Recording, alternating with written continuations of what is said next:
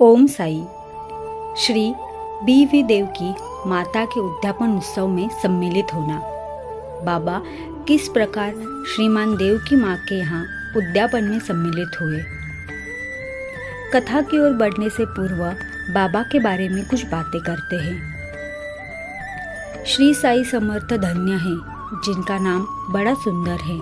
वे सांसारिक और आध्यात्मिक दोनों ही विषयों में अपने भक्तों को उपदेश देते हैं और भक्तों को अपना जीवन ध्येय प्राप्त करने में सहायता प्रदान कर उन्हें सुखी बनाते हैं। श्री साई अपना वरद हस्त भक्तों के सिर पर रख कर उन्हें अपनी शक्ति प्रदान करते हैं।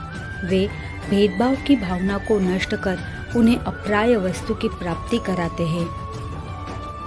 भक्त लोग साई के चरणों पर भक्ति पूर्वक गिरते हैं और श्री साई बाबा की भेदभाव रहित होकर प्रेम पूर्वक भक्तों को हृदय से लगाते हैं। वे भक्तगण में ऐसे सम्मिलित हो जाते हैं जैसे वर्षा ऋतु में समुद्र नदियों से मिलता तथा उन्हें अपनी शक्ति और मान देता है।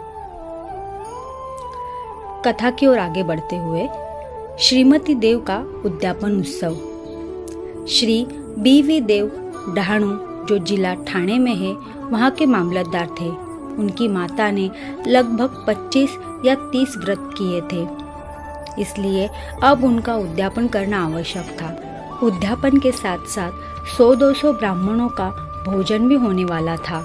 श्री देव ने एक तिथि निश्चित कर बापू साहेब जोग को एक पत्र शिरडी भेजा।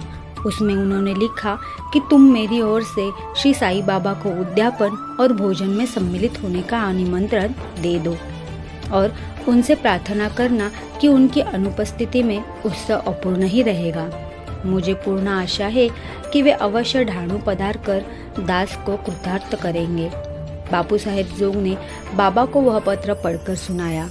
उन्होंने उसे ध्यानपूर्वक सुना और शुद्ध हृदय से प्रेषित निमंत्रण जानकर वह कहने लगे कि जो मेरा स्मरण करता है उसका मुझे सदैव ध्यान रहता है। मुझे यात्रा के लिए कोई साधन नहीं, गाड़ी, तांगा या विमान की आवश्यकता नहीं है। मुझे तो जो प्रेम से पुकारता है उसके सन्मुख में अवलिंब प्रकट हो जाता हूँ। उसे एक सुखद पत्र भेज दो कि मैं और 2 व्यक्तियों के साथ अवश्य आऊँगा। जो कुछ बाबा ने कहा था जोग ने श्री देव को पत्र में लिखकर भेज दिया। पत्र पढ़कर देव को बहुत प्रसन्नता हुई, परंतु उन्हें ज्ञात था कि बाबा केवल राहता, रुई और नीमगांव के अतिरिक्त और कहीं नहीं जाते हैं। फिर उन्हें विचार आया कि उनके लिए क्या असंभव है। उनकी जीवनी अपार चमत्कारों से भरी हुई है। वे तो सर्वव्यापी है। वे किसी भी वेश में अनायास ही प्रकट होकर अपना वचन पूर्ण कर सकते हैं। उद्यापन के कुछ दिन पूर्व एक सन्यासी ढाणू स्टेशन पर उतरा जो बंगाली सन्यासियों के समान वेशभूषा धारण किए था। दूर से देखने में ऐसा प्रतीत होता था कि वह गौरक्षा संस्था का स्वयंसेवक है। वह सीधा स्टेशन मास्टर के पास गया और उनसे चंदे के लिए निवेदन करने लगा। स्टेशन मास्टर ने उसे सलाह दी कि तुम यहाँ के मामलतदार के पास जाओ और उनकी सहायता से ही तुम यथेष्ट चंदा प्राप्त कर सकोगे। ठीक उसी समय मामलतदार भी वहाँ पहुँच गए।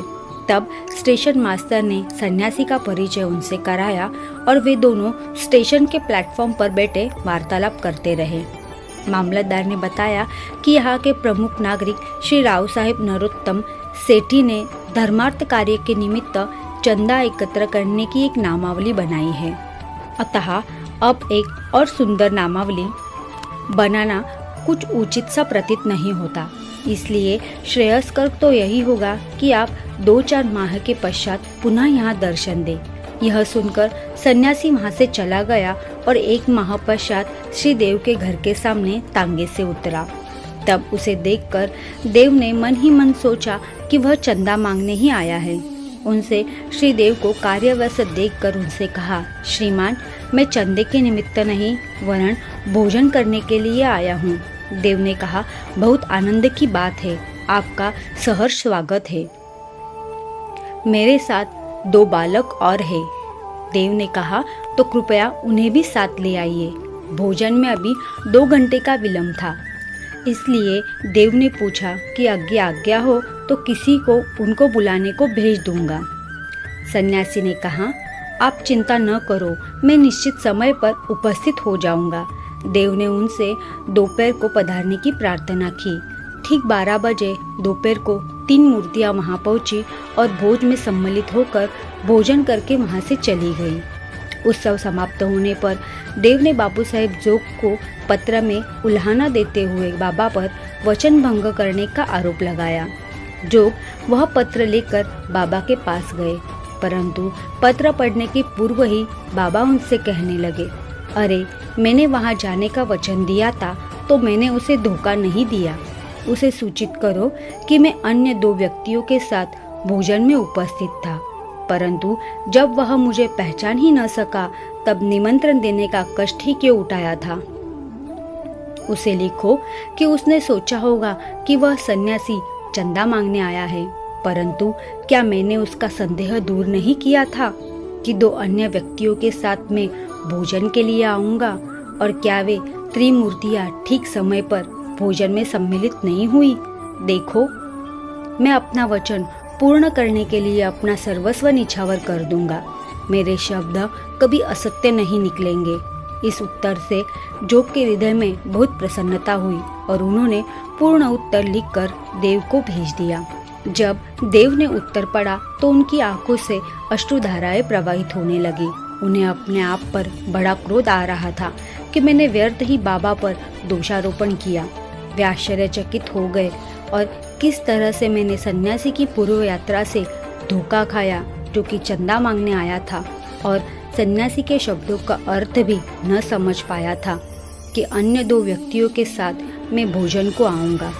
इस कथा से विदित होता है कि जब भक्त अनन्य भाव से सद्गुरु की शरण में आता है तभी उसे अनुभव होने लगता है कि उसके सब धार्मिक कृत्य उत्तम प्रकार से चलते हैं और निर्विघ्न समाप्त होते रहते हैं। ओम साई।